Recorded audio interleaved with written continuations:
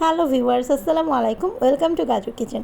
বাসায় খুব অল্প সময় আর অল্প উপকরণ দিয়ে এত টেস্টি ম্যায়োনিজ তৈরি করা যায়। তবে বাহির থেকে টাকা খরচ করে কেন কিনতে হবে ম্যায়োনিজ? চলুন সহজভাবে দেখে নিচ্ছি হোমমেড ম্যায়োনিজ। ম্যায়োনিজ তৈরির জন্য প্রথমে একটি ব্লেন্ডারে জগ নিয়ে নিয়েছি। এর ভেতর একটা ডিম ভেঙে দিচ্ছি।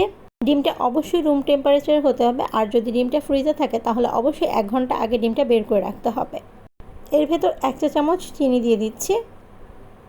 লবণ দিচ্ছি 1/4 টিস্পুন, গোলমরিচের গুঁড়া 1/4 টিস্পুন, লেবুর রস দিচ্ছি 1 টেবিল স্পুন। লেবুর রস ইউজ করলে ডিমের ব্যাড স্মেলটা চলে যাবে। ভিনেগার দিচ্ছি 1 টেবিল স্পুন। এরপর এখানে 1/4 কাপ সয়াবিন তেল ইউজ করব, তবে তেলটা একবারে ইউজ করব না, তেলটা 3 বারে ইউজ করব। প্রথমে 1/4 কাপ সয়াবিন তেলের 3 ভাগের 1 ভাগ এখানে দিয়েছি। এরপর এটিকে কিছুক্ষণের জন্য ব্লেন্ড করে নিয়েছি। এখানে 1 থেকে 1.5 মিনিটের মতো ব্লেন্ড করে নিয়েছি। ব্লেন্ড করার পর কিছুটা ঠিক হয়েছে। এর ভেতর আবার তেল দিয়ে দিচ্ছি, সয়াবিন তেল দিয়ে তারপর এটাকে আবার 1.5 মিনিটের মতো ব্লেন্ড করে নিব। এভাবে টোটাল 3 বারে 1/4 কাপ তেলটাকে এটার ভেতর অ্যাড করে ব্লেন্ড করে নিচ্ছি। টোটাল 4 থেকে 5 মিনিটের মতো ব্লেন্ড করার পরে এমন ঠিক একটা ম্যায়োনিজ তৈরি হয়েছে। দেখলেন তো কতটা সহজভাবে তৈরি করে নিলাম এই ম্যায়োনিজটি।